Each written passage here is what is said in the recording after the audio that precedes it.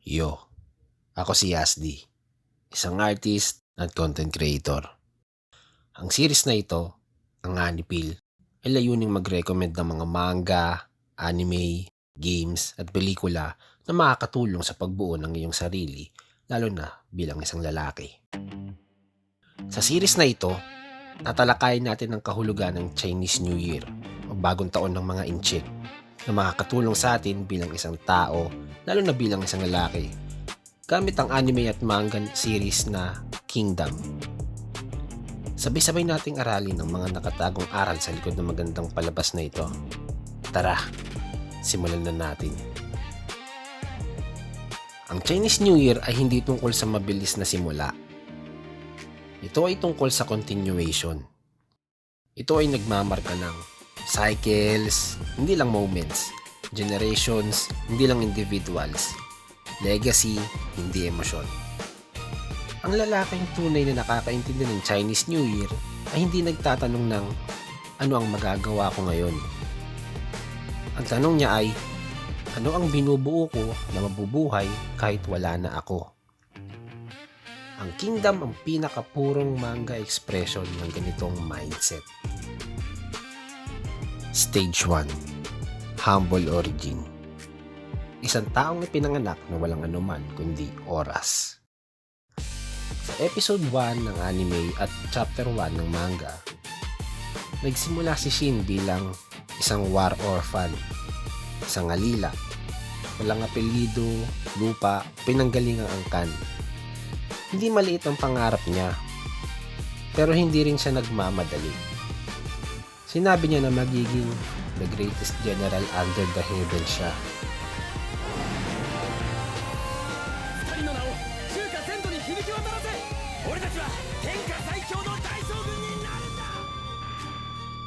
Hindi ito kayabangan. Ito ay long horizon thinking. Tinuturo ng Chinese New Year na walang kwenta ang starting position. Ang mahalaga ay disiplina sa oras. Ang Rascal hindi nagpapanik dahil nahuhuli siya. Sinusukat niya ang sarili sa dekada, hindi sa buwan. Stage 2. Strategy over emotion. Unang realidad ng digmaan. Sa episodes 5 to 7 ng anime at chapter 9 to 16 ng manga, unang aral ni Shin sa battlefield. Walang silbi ang lakas lang. Ang padalos-dalos na pag-charge o pagsugod ay nakakapatay. Nakikita niya ang mga sundalong may taon ng experience na namatay dahil short-term ang iniisip, emosyon ang pinapairal. Samantalang mga commander na nabubuhay ay nag-iisip sa supply lines, terrain, and timing. Ang Chinese New Year ay paggalang sa planning beyond excitement.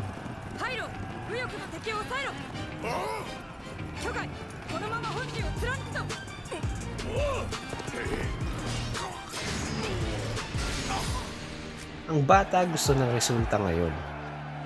Ang lalaki nagpaplano para mag-compound ang resulta. Dito natutunan ni Shin na ang digmaan na hindi tungkol sa tapang. Ito ay tungkol sa sequence. Stage 3. The King's Vision. Pagpasok ng dynastic thinking. Sa episode 12 ng anime at chapters 22 to 24 ng manga, binunyag ni Issei ang tunay niyang vision. Pag-iisang China, pagtatapos ng daan-daang taon ng digmaan, pagbuo ng sistema, hindi lang panalo sa laban. Ito ang pinaka-importanteng Chinese New Year lesson sa Kingdom. Hindi nag-iisip si Issei sa sarili niyang buhay, sarili niyang paghahari, sarili niyang comfort. Iniisip niya kung ano ang magiging China matapos siya mawala. Ang mga dynastic na lalaki ay nag-iisip sa structures, hindi lang victories. Ang Chinese New Year ay paalala. Isa ka lang link sa chain. Hindi mo kailangan tapusin ang lahat. trabaho mong itulak pasulong ang structure. Stage 4. Sakripisyo na walang papuri. Planting trees you won't sit under. Sa episode 9 to 26 ng anime at chapters 35 to 47 ng manga, si Ace ay nawalan ng kakampi. Isinugal ang buhay, tinanggap ang galit ng iba. Hindi para sa palakpakan, kundi dahil ang stability may kapalit. Nasaksiyan ito ni Shin at natutunan niya na ang tunay na leadership ay malungkot. Ang Chinese New Year ay hindi self-care season. Ito ay responsibility season. Alam ng rascal na kung agad kang nakikinabang, maliit ang vision mo. Kung masakit ngayon, pero pinapalakas ang future, tama ka. Stage 5. Patience bilang sandata. Mga taon ng campaigns. Sa seasons 2 to 4 ng anime at chapters 100 to 300 plus ng manga, hindi agad naging great general si Shin. Siya ay nawalan ng mentors, natalo ng paulit-ulit, mabagal umangat sa ranggo. Sadyang ganito ang storytelling. Ang Chinese New Year ay tungkol sa rhythm, hindi bilis. Ang lalaking nagmamadali ay nauubos. Ang lalaking rumirespeto sa cycles ay tumatagal. Nabuhay si Shin dahil tinanggap niya ang katotohanan. Buong buhay ko itong gagawin. Stage 6. Legacy Consciousness. Pagiging haligi, hindi apoy. Sa season 4 ng anime at manga chapters ng 250 to 300 ng manga, hindi na lang mandirigma si Shin. Siya ay naging leader ng mga tao, standard bearer at simbolo na inaasahan ng iba.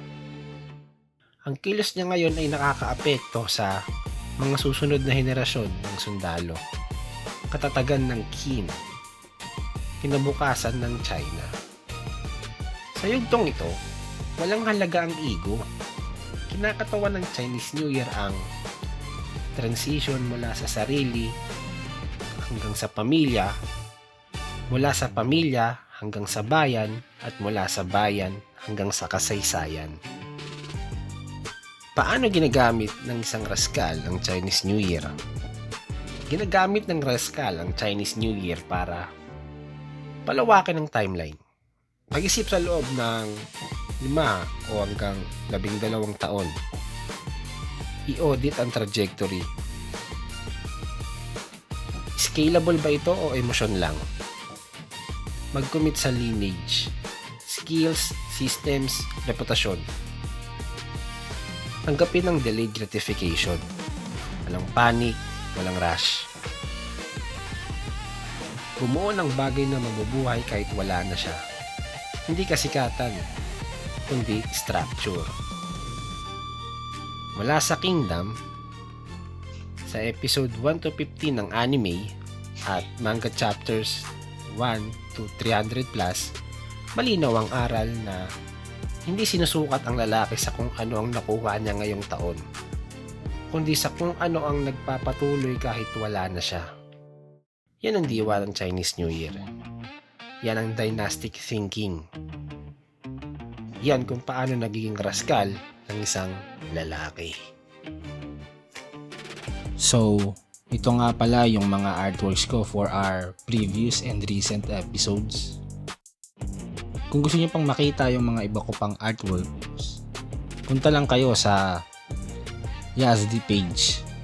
Doon nyo makikita yung mga post ko about sa art at syempre about na rin sa akin. So, yun. Maraming salamat. Be Rascal.